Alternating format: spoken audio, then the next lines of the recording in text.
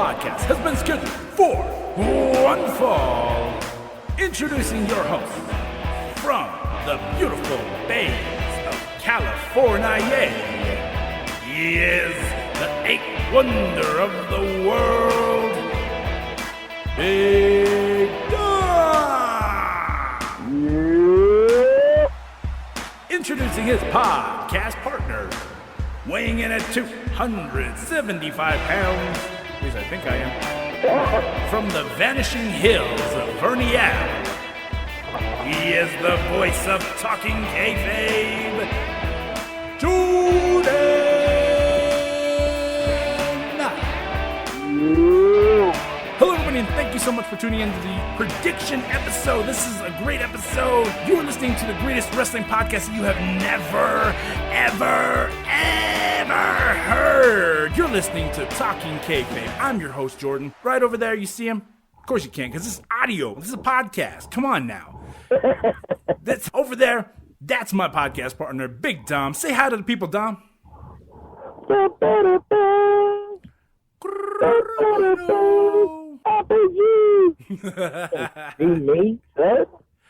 Oh, Dom, are you excited as I am? Because guess what? We're approaching WrestleMania weekend eve. Are you excited? Yes, indeed. Oh, WrestleMania. I was actually watching WrestleMania when that song debuted. holy hell. Talk about years ago. Nobody remembers that. You will not compare one of the original WrestleMania songs to the tag team of Albert and Scott Steiner.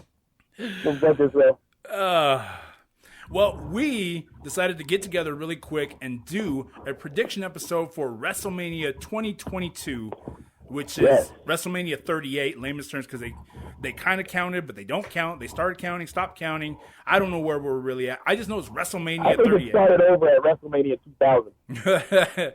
Because the whole world ended. Y2K happened. Or the Y2J. Y2J happened. He came out in 1999. All right, man. Well, let's do a rundown real quick because we're a little behind on the times here. So why don't we just kick it off with a rundown of day one matches? What do you say? And we'll just go through our predictions. Let's go. All right. As we go? As we go. Let's go, baby. What is it called? What did I tell you? I could call it in the ring? Let's see if I'm good at it, because you suck. Let's see if I can do it. Yeah, at in the ring. All right. If we call it in the ring, you just start listing off world title matches. Hey, don't hate just because I remember that. We're not going to do that when we talk about the list that I brought up that I remember. All right. Well, kicking off, first one, day one matches. First up is the Raw Women's Championship match between Becky Lynch, the GOAT herself, and the EST of WWE, Bianca Belair. Who wins, Dom? Who do you think is going to win? I feel like Becky's going to pull it off. Okay. But I think Bianca should win. Yeah? And I'm going to tell you what. I think Bianca should win because if you start playing this game, okay, and this is about to get like technical and crabby, and maybe I should hold off on this. Come on, let it rip. You're already losing too much talent. And if you start doing things like putting so much stock in the same four people and never putting energy into other places and never putting the proper energy into other places, people leave. Oh, so what you're referring to about people leaving and everybody, you're talking about that they're jumping to AEW, or are you just talking about just in general? I'm talking about Malachi Black. I'm talking about Murphy. I'm talking about Keith Lee. I'm talking about Adam Cole. I'm talking about Red Dragon. I'm talking about them making a horrible mistake. Right. And understand that at this point, with the way things have been going, that loyalty to WWE that a guy like a Shawn Michaels had, that a guy like The Undertaker had back in the day doesn't exist anymore. because it doesn't feel like it's a two-way street anymore. I agree with you, because you've got a whole dynamic of all of these guys are jumping to the up-and-coming show, but I don't feel like it's no longer the up-and-coming show with AEW when that first kicked off. But, I mean, that's a tangent for a whole different time. But, I mean, I get what you're saying. They let go of Nia Jackson. She's unalive. Yeah, how do you lose that? Where's the loyalty there? And if you think that Tony Khan ain't waiting to offer a fat contract to a Bianca Belair to show up to AEW, so I think the right thing to do is to start moving these titles around a little bit more. I understand what they're doing with a Roman and having the title for so long, and I think you should still keep it. But we'll get there later.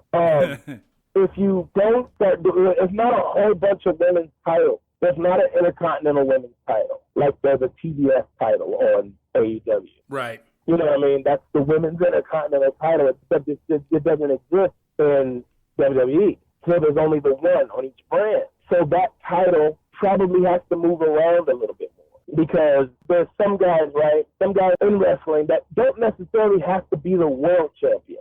You know what I'm saying?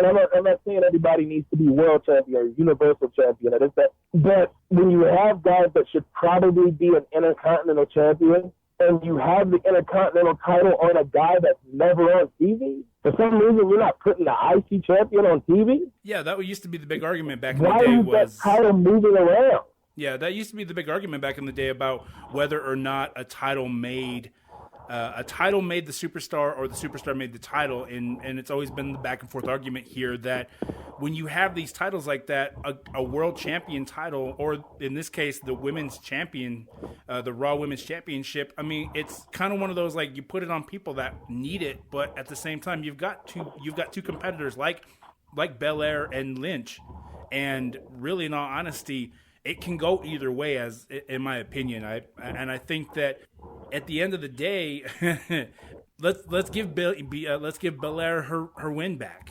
Let's give her that back, because Becky came into this very hard. She came into this. I mean, she what's the word that we're looking for here? She squashed Belair when she came back in. And so I think it's logical to just give Bianca that win back. Put it back on Belair in the reality of that it kind of puts this circle around it ends that loop for Belair, and it gives Belair that heat back. It gives her back, everything that she lost from that point forward. She's going great from what I can see and everything that I've been watching. Belair's got a lot of heat. So, I mean, I'm gonna go with Belair for my prediction. I think Belair's gonna go over. And the less popular opinion on that, maybe, it also gives Becky something else to do. Ooh, what do you mean? Meaning she has to be Raw Women's Champion all the time now. So even her matches that she can take is limited. Yeah. The matches she can have is limited. But if she doesn't have a title on her, she can have a match with anybody. Well, that was the big allure of Lynch when she was coming up. It had everything to do with her fight for the title. Lynch has now secured her spot as a top superstar. She's already done that. Yeah, that's not going anywhere. She went out on top. Shout out to Mommy Lynch. But she went out on top. And I get why when they brought her back, yeah, let's throw the title back on her and give it back to her. Give her a title that she didn't lose. I get that. Right. I get the thinking behind that.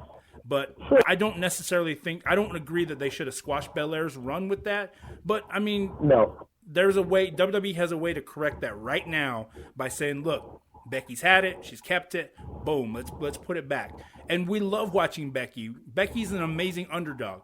Her story, her character, everything about Becky has always been interesting because she's always been the underdog. I like that they've kind of changed up her gimmick.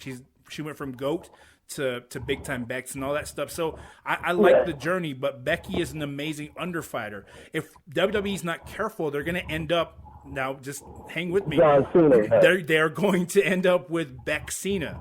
And so I really think that to avoid that, they got to give that back and let us keep cheering for Becky that way. Because it is, like it or not, it is starting to stale. You know what I mean? The allure of Beck. Mm-hmm. And I'm not saying that as a Becky hater. I love Becky Lynch. I think she's dope. But it's starting to stale some. And you don't want that to happen. If you can put Becky in different storylines that don't involve the title, that could only help her. There's a lot of women that are going to need to be coming from NXT soon. Yeah, the roster's thinning out so fast. Raquel, she needs to show up. Mm-hmm. Dakota Kai, she needs to show up. These are people that Becky can have storyline matches with without a title being involved, and then that puts energy elsewhere. Mm-hmm. Becky can do other things. Becky, at this point, especially with women wrestlers not having that long of a lifespan, that there's no woman Undertaker. Yeah. Except for like Mae Young. Shout out to Mae Young. But there's no. What I mean by no is that there is. I believe she's Japanese, and she was wrestling in AEW for a little while. She's an older lady, and she's been wrestling consistently. I think she's kind of slowed down a lot recently, and I can't remember her name, so I'm not going to be disrespectful. But she's an OG. Oh, I know her name. That's not very often. I know her name. Whereas, what's that? New Jackie? New Chiquita. New Chiquita. But like, sorry, I derailed. We've had Shawn Michaels having such a long career. Mm-hmm. Triple H had such a long career. Of course, Undertaker's had such a long career. Shout out to Triple H's retirement. New Jack had such a long career. We had all these guys that had Virgil. We had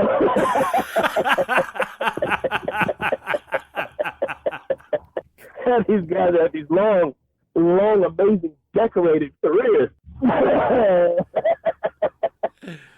You almost killed me with that one. We don't have many women that have that kind of a lifestyle. Mm-hmm. So when we have all these women that we're looking at and we're going, yo, this is a Hall of Famer in the making, you gotta push on it some.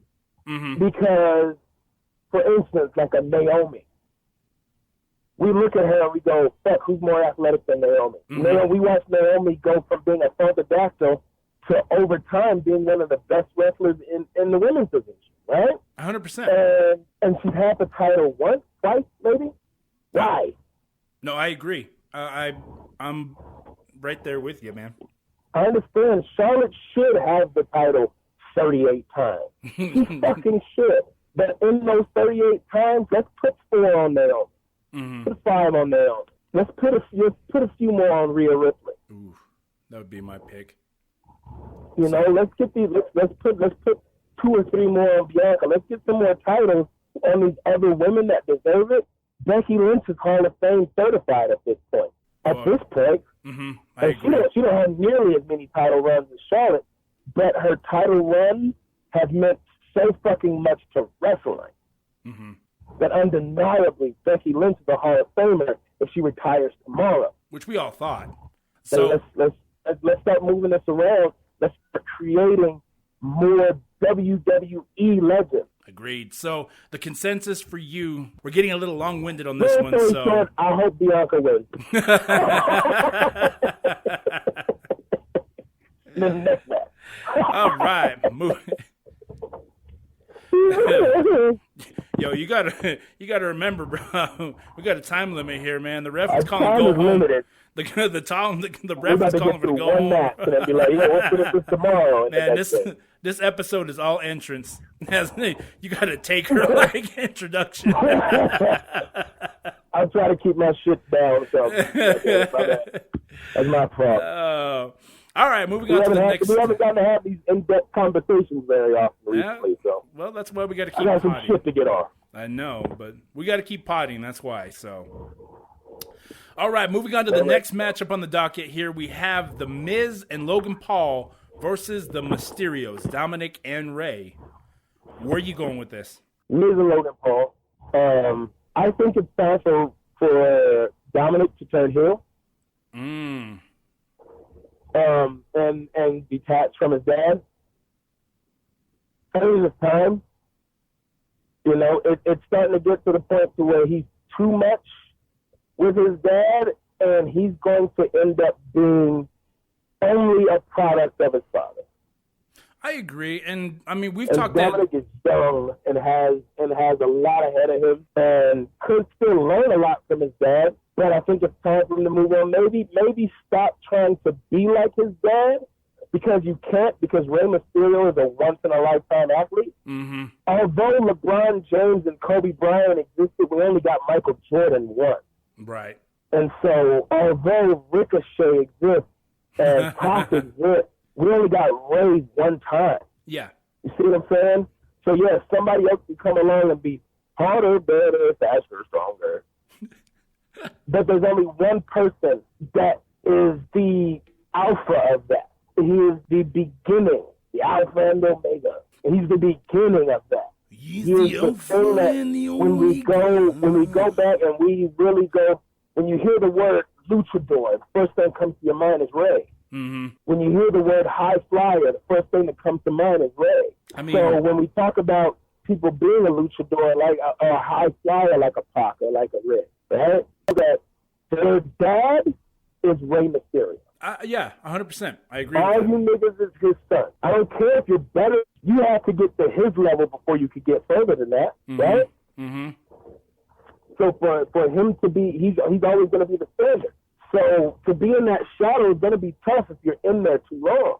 There's a difference between a rub and overshadowing at this point. Yes. And I think that Dominic's kind of approaching that overshadow point of if he continues to stay where he's at, he's just going to be a footnote. I mean, his career, if it's not careful, or if WWE is not careful, he's going to end up being just a footnote in Ray's career as opposed to Dominic having his own green career. That window of Rey Mysterio's son and Dominic Mysterio is getting real small. Very, very fast as well. So if we want to create Dominic Mysterio, he has to return. And we've talked about that ad nauseum in personal conversations, but I do think that the best way that Dominic is going to get over I think that the best way he's going to get over is going to be by using his dad as that next stone. But I think it makes sense. And Ray do the job for his kid. Right. But so in summary, where are you going with this? Who's winning? Miz and Logan. All right, with the Dominic turn at the end. Oof. You know what? I second that one. So as we move down the card here, we have approaching. That was a lot shorter. Let's see if we can shorten it up more. All right. I know. We're calling these real quick. So, all right. Next matchup I have here is Drew McIntyre versus Happy Corbin. Where do you go? Drew. Move on. Just Drew. All right, we're gonna go with Drew McIntyre. You know what? I'm gonna stand out and let's go Corbin. Let's give Happy Corbin a WrestleMania win here, outside of his Andre the Giant win. Back when Corbin was actually cool. Anyway, that was NXT Corbin. Ooh. Yeah, righty. The SmackDown Tag Team Championship, the Usos, Jimmy and Jay, taking on the team of Rick Boogs and Shinsuke Nakamura. Uso. I'm going Usos. You're gonna go Usos on this one too? Yeah.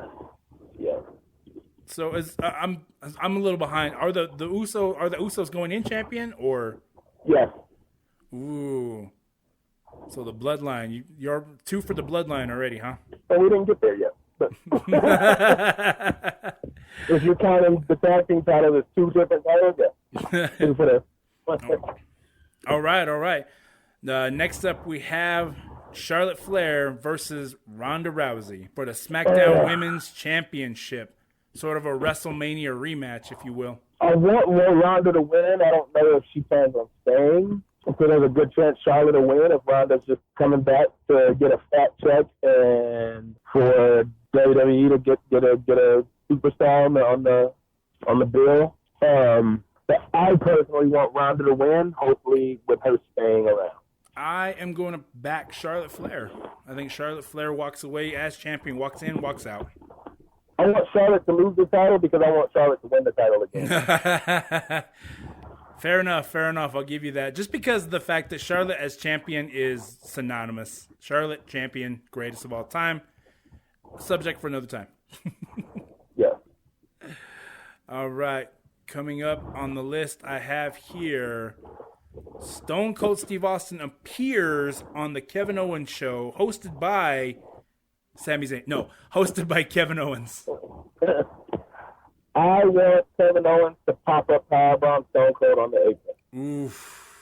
I know it's in Texas, and Austin's supposed to, but there should be this thing where if Austin passes the torch to Owens, it should be a step for Kevin Owens to become brutal. And what's more brutal than pop-up powerbombing one of the greatest of all time, all of our favorites at one point, also a 50-year-old man. What? 47, sorry. I think everybody's so hyped about this interaction because, I mean, Stone Cold I almost said Stone Cold Stevin Owens, but you know, but I think everybody's so hyped about this interaction just because Stone Cold's been very vocal for the last umpteen years about saying that he's done, he doesn't want anything to do with it. So I also his love for Kevin Owens. Mm-hmm. That's a part of it too, is that he has made it clear that Kevin Owens is one of them for him. Mm-hmm. So I think that everybody's this is a supercharged interaction period in and of itself. Do you think we're going to get a full-on match with this? I mean, are we talking bell rings quick, whatever, and then boom, you get this? Or do you think it's just going to be... I would like that. I don't think there's a world where Austin's going to come out in the vest and the trunk. But it's not a match. I would like to see, hopefully, Austin's healthy enough to take a complete decimation from Kevin Owens. Funny enough, I was just scrolling through TikTok, and I remember seeing Austin mixing gloves with, is it Alex Riley, if I remember right? Him and Miz. It made me really think about it, like, holy shit, like, Austin can still go. Austin still has in-ring shape, and I'm pretty sure that it's, like, at this point, it's got to be walking, riding a bad bicycle. Austin hurt his neck when he stunned Xavier Woods at Mania that year. That's my thing. That's where this is coming from for me. Is that Austin could be hurt badly at any moment. But I'm hoping that if Austin can do it, I want Austin to get in there, do whatever, start getting hype, whatever, go get ready to go for the stunner. And then when he gets ready to go for the stunner, it becomes a utter and complete ass whipping from Kevin Owens to Austin. Want him to push him off, he bounces off the rope, super kick, and from that point on, it's just a fucking massacre. Like, us legitimately watching going, oh, shit. Want to pop up powerbomb on the apron, and to put him through an announcement. I want him to beat the shit out of Austin. And then you create a different Kevin Owens that he can be. You already know that. But you put this thing on him where now anybody, like people, so the next time something happens, it can be a big bad booty daddy, like a Drew McIntyre, could come after Kevin and be like, look, you did this to a legend, and do this shit to me, blah, blah, blah, blah, blah. And then he proceeds to do it. All right. And now you have a different looking Kevin Owens. You don't have to put him in the world title picture. You have a year of him having matches where the end result of the match, no matter how good the match is, no matter how back and forth, the end result is a series of moves of us going, oh, shit.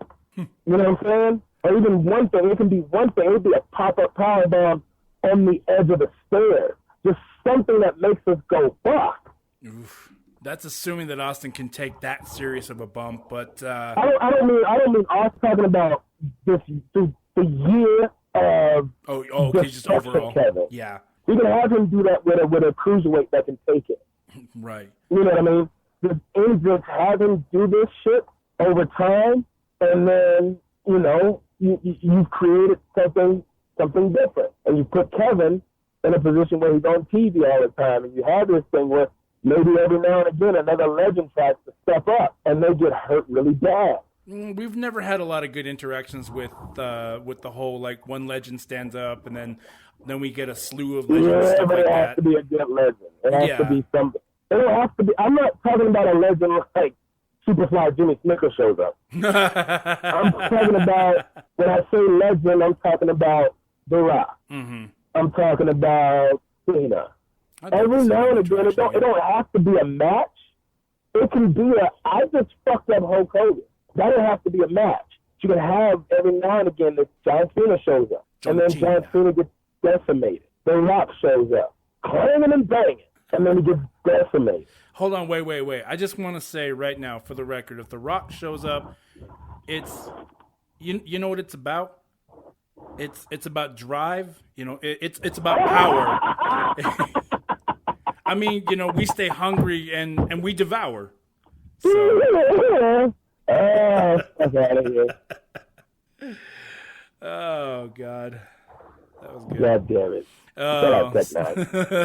So to sum it all up, though, you're thinking physical interaction with Owens coming out on top, beating the dog shit out of Austin. All right. Well, I'm gonna hold close to my childhood favorite, and I'm gonna say that Owens kicks it off.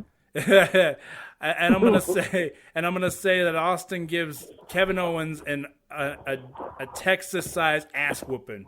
I want to see it all. I want to see him walk the dog dry.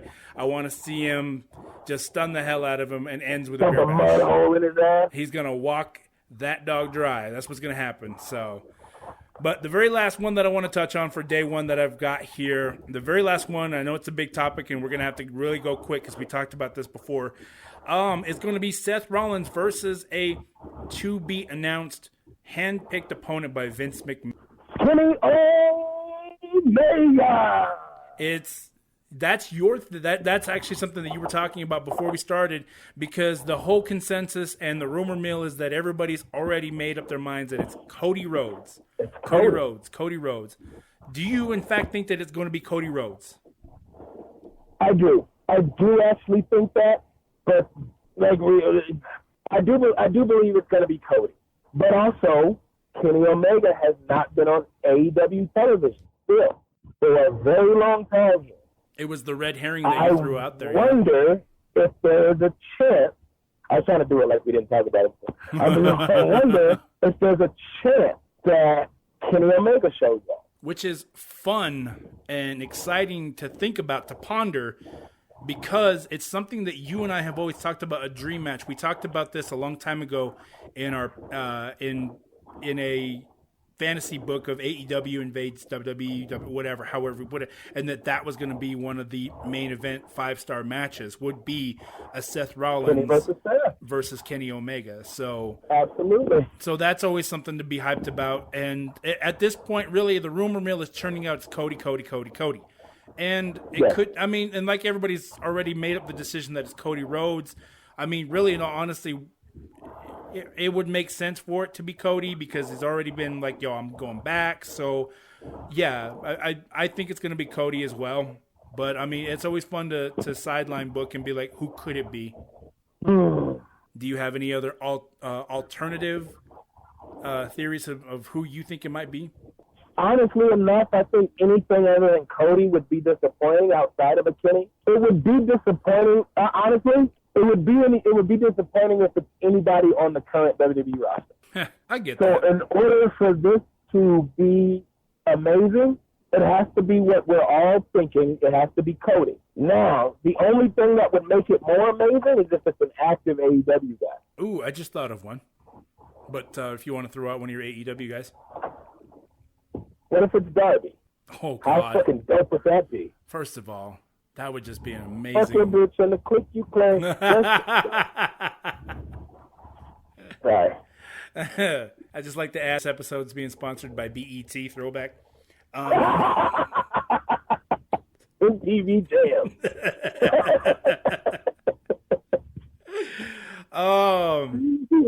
That would be amazing. It really would be, because like you said, I mean, and Darby is an active AEW guy. So, yeah. I mean, like you said, it's off the wall. I have a theory of mine. It's just one that popped into my head. It's kind of one of those like, oh, really? But I don't know. I don't want to oversell it. What if it... No, my dad... my childhood hero Goldberg will not be in WWE WrestleMania this weekend. I'm sorry. I know it for a fact. Sure? I don't know. He does his own thing. He doesn't talk to me anymore. No. Oh shit! Sorry. Okay, so my pick. What if it's The Undertaker? I got one better. Ooh, all right. They have history. Okay. What if it's the Fiend? That was another one of mine too. I mean, come on, to have Wyndham make his WWE debut, quote unquote, white people finger quote thing. Wyndham. What if it's fucking Wyndham? See, that's just the beautiful thing about this is it could be anybody, and honestly, we could dedicate a whole episode to us talking about what if it's this, what if it's that, what if it's this. I mean, that's the fun of this being. I kind of like it. I like this whole idea that it could be anybody. What if it's fucking Wyndham? I just want to add before you go down this tangent, we tend to do this a lot where we book things that either don't happen or didn't happen. But I want to say to the listeners that we've got a pretty good track record of predicting where everything's going. So absolutely. And correctly. Like absolutely correctly, and that's spot on. Yeah, we actually didn't we God, I can't remember how we predicted a lot of them. So but I mean, I guess we'll just have to tune in and see. So, but I think our predictions are pretty good for day one, and you guys will have to tune in and to hear our day two predictions. So that's the only message on day one. That's so from what I can see, I'm reading off of a news article here. So, but those are day one matches. Really? Oh, I guess both the world titles are both in one match, aren't they? Yeah, they're all in. Yeah, so. But I think that overall day one is loaded with a lot of good shit. It's good shit, pal. And I think day one's going to be the. What's funny to kind of sideline before we call for the bell. I think that when they first split off the WrestleMania into two nights, I definitely wasn't a big fan of it because I've been so used to tradition. This coming from an indigenous man who tradition is life. It's been tradition one night spectacular. So, but I'm actually enjoying the fact these last few years that we've had WrestleMania split into two, and I think that day one is extremely important because it sets the tone for day two. It's one of those. So this is the thing, right? If they're going to top or going to equal last year's WrestleMania. Mm-hmm. Because day one of last year's WrestleMania ended with Sasha Banks and Bianca Belair. Amazing historical night, period. What a fucking night. What a way to end that with two black women headlining a pay-per-view. Mm-hmm. Not only a pay-per-view, they headlined WrestleMania. They didn't headline it on paper like, oh, this is one of the main events. No, they closed night one. Mm-hmm. With Bianca standing in the ring crying proud, with Sasha Banks sitting on the outside, smiling, crying, proud. Wow. So how do you top that with a Seth Rollins match closing the show? If it or try to get that moment of holy shit, I gotta watch tomorrow. Mm-hmm. If it's not Cody or Singh. WWE has definitely done the smart thing and split up WrestleMania this way, and I'm a huge fan of it. I've followed through. I fell in line. I'm towing the company line. You get ready? I'm gonna do it. Ready? I'm gonna put the hat on. Shill, Jordan, shill. Shill, Jordan, shill. I'm a WWE shiller, and I toe the company line. So I'm in. And I think that day one predictions, as far as it goes, I think that I'm excited to watch, and like I said, you guys will have to tune back in, and we'll be able to talk about our day two predictions. It has to be big because it has to leave us going. We have to watch tomorrow. Mm-hmm. Because then Sunday only has to leave with us going, wow, what a show. Right. Saturday is almost more important than Sunday. Right, because it sets the tone. Saturday has to make us want to watch night two, right? 100%. And the way you make us watch night two is you have to end it in a way that makes it stand up in our living rooms and applaud. 100%. The Bianca Belair Sasha Banks match made me stand up and applaud and then realize what the fuck I just watched. You can't recreate that because you can't have the first ever black women's title match close WrestleMania again because you did it. Mm-hmm.